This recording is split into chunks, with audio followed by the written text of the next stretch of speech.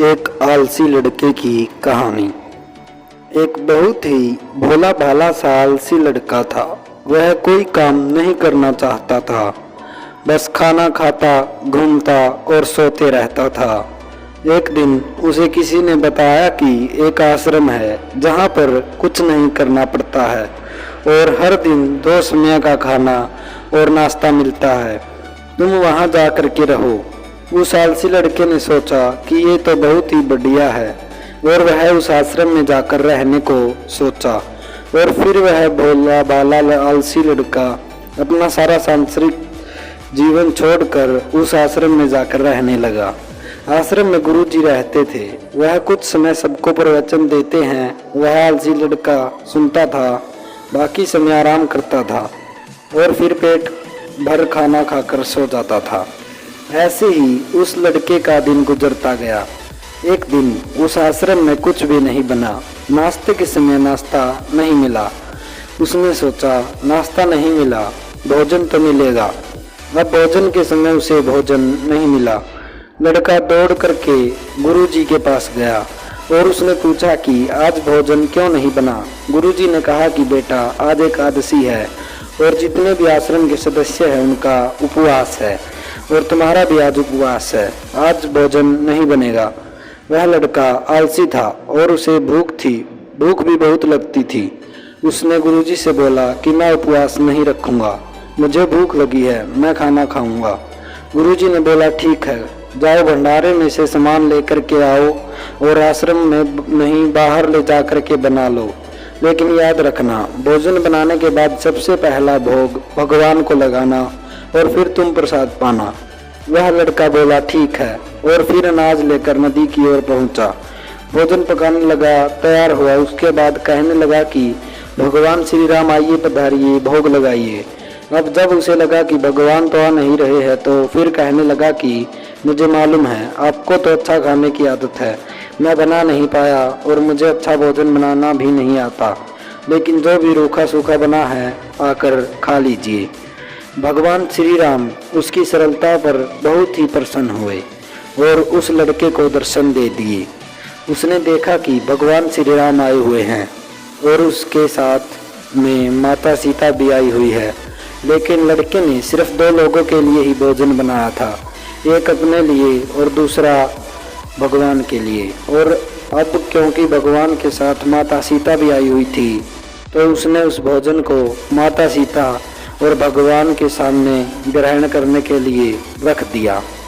भगवान श्री राम और माता सीता ने भोजन किया और उसके बाद जब वह जाने लगे तो वह भोला भाला आलसी लड़का बोला कि प्रभु आप आए, दर्शन दिए, बहुत अच्छा लगा। मुझे खाने को कुछ नहीं मिला, लेकिन कोई बात नहीं। लेकिन आपसे एक विनती है कि अगली बार जब आएंगे तो कितने लोग आएंगे ये बता दीजिए, ताकि मैं उतने लोगों के लिए भोजन बनाकर रखूं।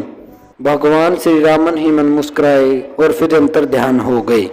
लड़का आश्रम गया, दिन बीतते गए और फिर एकादशी का दिन आया और इस बार उसने 3-4 लोगों के लिए इस अनाज लेकर खाना बना लिया और उसने बड़े प्रसन्नता से भोजन बनाया और इंतजार करने लगा कि प्रभु आइए और भोग लगाइए। इस बार लड़का देखता है कि भगवान श्री राम पूरा राम दरबार लेकर के आए हैं, जैसे माता सीता, लक्ष्मण, भरत, हनुमान जी और सभी लोग आए हैं। लड़के ने 3-4 लोगों का भोजन बनाया था और इस बार भी कम पड़ गया। लड़के ने निराश होकर भोजन को प्रभु के आगे रख दिया। उन्होंने भोजन किया और फिर चले गए। इस बार भी लड़का फिर से भूखा रह गया। अब लड़का फिर आश्रम गया, दिन बीतते गए और फिर एकादशी का दिन आया और इस बार गुरुजी से कहने लगा कि गुरुजी मुझे इस बार थोड़ा ज़्यादा अनाज चाहिए। गुरुजी सोचने लगे कि यह इतना सारा अनाज का करता क्या है, कहीं इसे बेचता तो नहीं है। फिर उन्होंने कहा कि ठीक है, भूख से परेशान रहता है।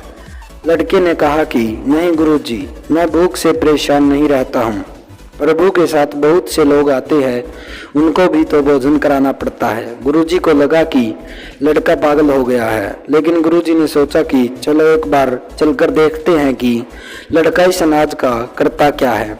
वह भोला सा लड़का अनाज लेकर के नदी के किनारे पहुंचा और इस बार भोजन बनाया नहीं। उसने सोचा कि प्रभु हर बार ज्यादा लोगों को लेकर के आते हैं, इस बार वह जितने भी आएंगे खुद बना करके भोग लगा लेंगे। और फिर प्रेम से प्रभु को बुलाने लगा।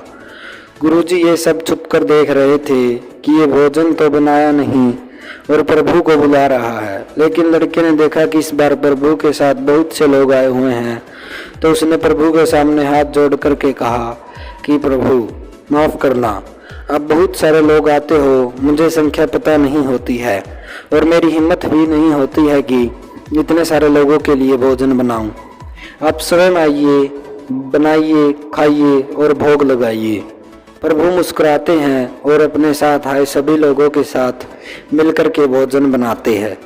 गुरुजी ये सब चुप करके देखते हैं और फिर लड़के के पास आकर के कहते हैं कि तुम ये क्या कर रहे हो। लड़का कहता है कि गुरुजी आपको दिख नहीं रहा है कि भगवान श्री राम पधार चुके हैं, माँ सीता आई हुई है, हनुमान जी आए हैं और भी सभी लोग आए हुए हैं, भोजन बन रहा है। गुरुजी ने बोला कि पागल हो गया है, मुझे तो कोई दिखाई नहीं दे रहा।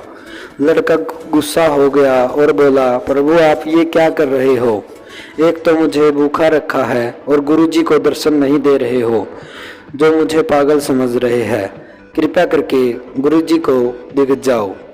भगवान बोले नहीं, मैं इन्हें नहीं दिख सकता। लड़का बोला क्यों नहीं दिख सकते, मेरे गुरुजी तो बहुत महान है, बहुत बड़े ज्ञानी और ज्ञाता है। भगवान बोले हाँ ज्ञानी और ज्ञाता होंगे, लेकिन तुम्हारी तरह सरल नहीं है। जो सरलता तुम में है वो तुम्हारे गुरुजी में नहीं है। लड़के ने यह बात गुरुजी से कह दी कि भगवान श्री राम कह रहे हैं कि आप में सरलता नहीं है, आप मेरी तरह सरल नहीं हैं, इसलिए आपको नहीं दिख सकते। गुरुजी की आंखें नम हो गई और रोने लगे कि और बोले कि बिल्कुल सही कहा, मेरे अंदर तुम्हारे जितना सरलता नहीं है। और फिर माफ़ी मांगने लगे। फिर भगवान ने गुरुजी को भी दर्शन दिए। ये कहानी हमें सिखाती है कि जीवन में सरलता सबसे आवश्यक है। जितने सरल बने रहोगे उतना जीवन में आगे बढ़ते चले जाओगे। जब आप सरल होते हैं तो आप खुद भी मुस्कुराते हैं और दूसरों को भी देते हैं। Thank you. तो आप कैसी लगी हमारे को सब्सक्राइब जरूर कीजिए। Thank you.